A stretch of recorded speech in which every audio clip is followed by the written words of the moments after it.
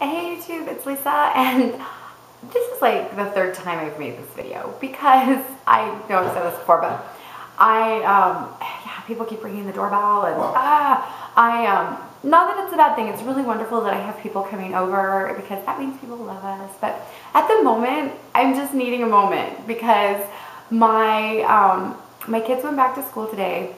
And I just really wanted to get on top of things because, so I went and got my brows waxed, so they're kind of red and thin and whatever. I think they got them a little too thin.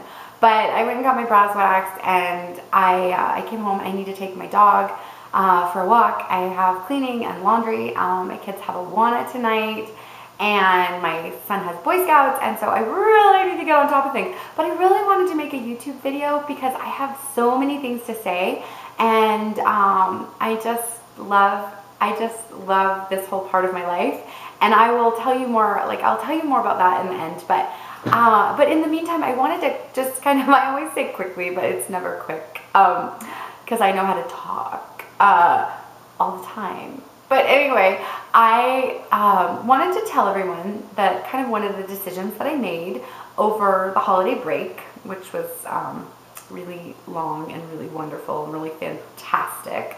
But it was also, like I had a lot of family here and they don't know I'm trying to conceive, so I was not on YouTube very much.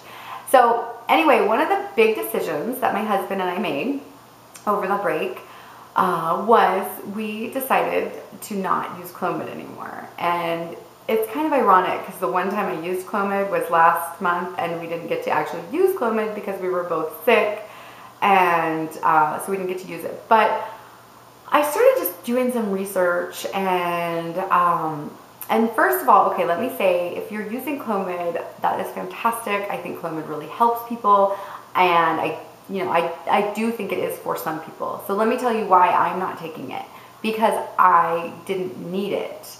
Clomid is to help people who are not ovulating. It's to regulate ovulation. I ovulate like clockwork. I was being completely selfish, and I was being completely unsatisfied with what I could possibly have. I wanted to have twins because this might be my last pregnancy, because of my age, and this might be my last pregnancy. So I was thinking, oh, maybe we could get more bang for our buck. So I was just being greedy. Instead of just wanting one healthy baby, I was wanting more than that.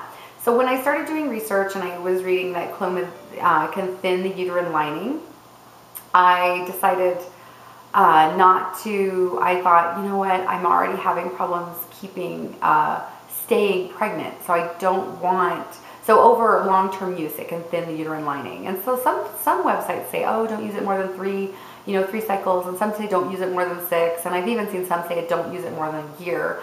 But I decided, you know what, since I don't need it, why take the risk? And then the other thing is, I had read on one website, and I don't know that it was a reliable source, it might have been MedHelp, but they were saying that the egg can push out, a premature egg, and that can cause some problems. And I thought, oh, that's the last thing I need is a premature egg, because some of the problems that they were saying it could cause were heart defects. And so if you've seen any of my other videos, I might have mentioned that I have a child with a heart defect, a severe heart defect, and it is, and so once you've had a child with a heart defect, you have a 2% higher chance of having another child with a heart defect. So I thought, I don't want to combine my 2% chance of having, my 2% higher already of having the risk of having a child with a heart defect is 1 in 100. My risk is raised 2%. And then to have Clomid on top of that, it raises that level even more. And according to some studies, not all studies. And so I thought, you know what, you're just being greedy. Why would you, you were willing to have an unhealthy child or to have to raise your risk when you already are at risk. So I decided to not take it for that reason. I didn't want to thin the uterine lining. I didn't want to have a premature egg that could be linked to a heart defect when I already have a possibility of a heart defect. But kind of the most exciting reason is kind of a good reason that I decided, and I'm hoping that this will kind of inspire some other people too. And once again, okay, so I was reading my phone in the bathtub, and so I didn't save it, I might have done on my computer, I might have bookmarked it or whatever, but I wasn't really thinking because I was just reading, and it was just a moment away from everybody who was visiting, and I was just in the bathtub, and I was reading, and so I didn't save it. But I'm going to try to go back and find it, but I had found this website where people where people had like posted, you know, how many people have gotten pregnant over 35 and everything. And so almost all of my pregnancies have been over 35. They've almost all been of advanced maternal age. So, so I wasn't really worried. I was just thought I was kind of like seeing, you know, kind of how many, because I have had like the miscarriages in a row now, and that kind of freaked me out because I've had miscarriages before, but now I'm like, oh my gosh, my eggs are expired. So I have been a little more, you know, conscious, I guess, more conscious of my age than I had been in the past, because now I'm like, oh my gosh, what if my eggs are expired? And so I've been just paying attention. So I was reading this blog, or it was actually a question and people were answering, and this woman had said, I'm of advanced maternal age, how many people have gotten pregnant, you know, when they were in there? And there were these phenomenal stories of people who had gotten pregnant at like 44, 45, 46, 47, even someone who'd gotten pregnant at 48, and that they had all had these healthy babies. And I thought, in comparison to some of these women, I'm really young, and my body has proven it can produce a baby. So I thought, you know what, I'm not gonna like, you know, be so under pressure and like, oh my gosh, this is gonna be my last pregnancy, I better take Clomid so I can have a higher chance of multiples. And I just thought, and also I just thought I need to relax, because one of the hardest things about getting pregnant is relaxing. It is easier to get pregnant when you're relaxed. I will say that most of my pregnancies occurred on a bottle of wine. And so and now I don't drink anymore. I just tell my husband, maybe we should drink just to make a baby, and then we won't drink anymore. But, so it also it helped me to relax, to realize like this isn't an end all, you know, situation. So my husband and I talked about it, and we said, you know what, if we get pregnant again and we have a healthy baby, and then, you know, why not just like kind of, I don't know, put it in the hands of the Lord and say, hey, if we were meant to have more, then give us more, and if we're not, then not. And so we were just planning on basically having unprotected sex, even if we do have another baby, just having unprotected sex after that. Because after I was reading that people were getting pregnant into their mid and late 40s and having healthy children, I thought, you know what, it is our society that puts that pressure on us to start to feel like, oh my gosh, your biological clock is ticking, you better knock out a kid. And I thought, you know, just relax and we'll be fine. And if we're meant to have more, we'll have more. And if we're not, then we're not. And yes, that would be very hard for me to deal with. And if I didn't have children, it would be even harder to deal with. But my husband and I'm going to go off on a tangent here for just a moment, but my husband and I had actually thought we would have the 4 we have, and we thought we were going to adopt through the foster care system. So last year, it's been almost a year now, last year in January, we became foster parents. It took us about 3 to 4 months to get certified. And if anybody has any questions about that, let me know, because it was kind of a daunting experience for me initially. One of the things is in my 20s, I was not the person that I am now. So yeah, I might have a little, I might not have the most spotless background.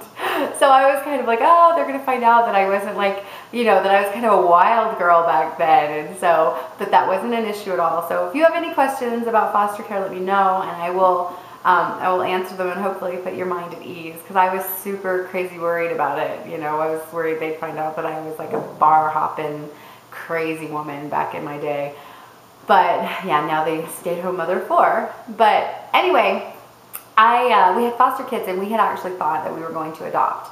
And we had 2 little boys. One was 4 and one was 18 months. And probably the thing that we learned from this experience for us is that if we didn't have any other children, we probably could have easily adopted these 2.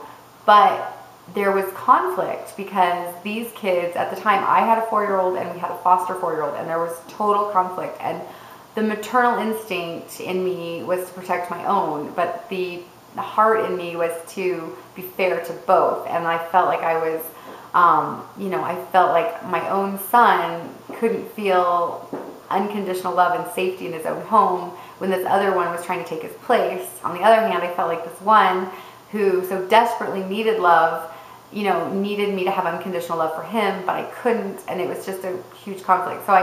So it was kind of a bad experience for us. I partly blame our agency, but I've been told that our agency is one of the best because the way our placement happened and everything was just a mess, and that is kind of the way it goes in foster care. But hindsight being 2020, if we do decide that we want to go back and do foster care, we would definitely insist on a newborn so that there was not that conflict and that they could come in. However, let me tell you that if we did not have other children, we would definitely adopt. We would not have minded adopting an 18-month-old or a 4-year-old. And that said, foster care is also really, it's less expensive to adopt, and that is one of the reasons that we would do it. And the kids are very needy, and it can be a fantastic, rewarding experience. But we learned a lot from that, because initially we were going to adopt from the foster system, and then after that we kind of said, hey, maybe we want to just wait and see what we want to do. However, we would be when our kids go off to school, when our kids are grown or at least teenagers, we would definitely revisit that. So yeah, that was a little bit of a tangent, but if you're to the point where you're thinking about that and you have questions, definitely let me know. It's one of those things you almost need to experience, the whole foster care experience, to kind of get to see there's a very political game involved, and we didn't realize that. We were actually there to save the world, and we thought that we would save the world, adopt a baby, and everything would be fantastic. Yeah, it doesn't work that way. So that's my tangent, but the bottom line is I'm not doing Clomid anymore, and that I have kind of put my mind at ease with the fact that I'm not too old to possibly have 1 or 2 more. And I would like to encourage you to feel that way too. But I would also like to encourage you that if you really feel that you're at that point, to look into the foster care. Like if you're thinking, I don't want to spend $20,000 adopting a baby, which in our case, that would be very unrealistic, because that would be basically taking college away from the kids we have to adopt another one. So it's not realistic to do that. But if you're considering it, and you have questions about foster care, let me know. But this isn't really about this. This is about me not being on Clomid anymore. I'm just rambling. So, and then last but not least, I just want to say thank you to everyone who has subscribed and commented and liked my videos, because let me tell you, first of all, I know that they're not well edited, and I know that I just ramble, but I started making videos for the very reason that I watch videos. And one of the reasons that I watch videos, the reason that I watch videos, is when I've gone through things with pregnancy and stuff myself, I have searched, what does a miscarriage look like? I have searched, I'm spotting, what does that mean? I have searched pregnancy test progression. I have searched all of those things, and it has been both encouraging and it's been helpful to me. Like when I found out that other people are obsessive about pregnancy tests, like I was, even though I'm hoping that when I get pregnant again, I won't be obsessive, because actually that didn't work out for me. I had beautiful line progression. My lines got dark. In fact, my test line got darker than the control line, and I still had a miscarriage. So ultimately it told me nothing. So it told me nothing, it cost me hundreds of dollars. But anyway, I found myself searching for those things, and then I thought, if I ever get pregnant, I'm going to put something out there to help the people who helped, like me. So I started making videos, and it has been really therapeutic for me. One of the ways I came to terms with not doing Clomid anymore was by talking things out on video, and I started kind of thinking about things. So I just wanted to thank everyone who has subscribed, and everyone who has liked my videos. Please do it again, thumbs up, because that helps other people to find it. And then I also wanted to encourage, if you're watching and you've been thinking, I could totally do that, I should do that, I really want to encourage you to do it, because I, for one, would subscribe. So, because I'm a junkie like that. I need more people who are trying to conceive, and I love following their stories. And so I just wanted to encourage everybody, and thank everybody who's encouraged me, and to encourage anyone else who felt like they wanted to do this. I mean, some people just prefer to watch, and they don't really want to be But for me, it's been very therapeutic, and I just wanted to share that and say thank you, and to encourage others to do it if they wanted. And if you do decide to make a YouTube channel, let me know, and I will subscribe. So please give this video a thumbs up or a comment if you want to know more about my decision about Clomid, or you want to know more about my decision about our foster care experience. I can actually dedicate a whole video to foster care. Even if you're in the process, I could show you how we foster care proofed our house for everything, and yeah, for that whole home inspection thing. Oh my goodness. Anyway, thanks for watching, YouTube, and good luck trying to conceive. And I will be making a video very soon about some of the things we are going to be using when we're baby dancing, and to help conceive. And I do think that these things helped us conceive our last ones. Even though they did end in miscarriage, we got pregnant very quickly and very easily. So, all right, I'm gonna go and walk my dog and take him to puppy playgroup. All right, YouTube, have a great day.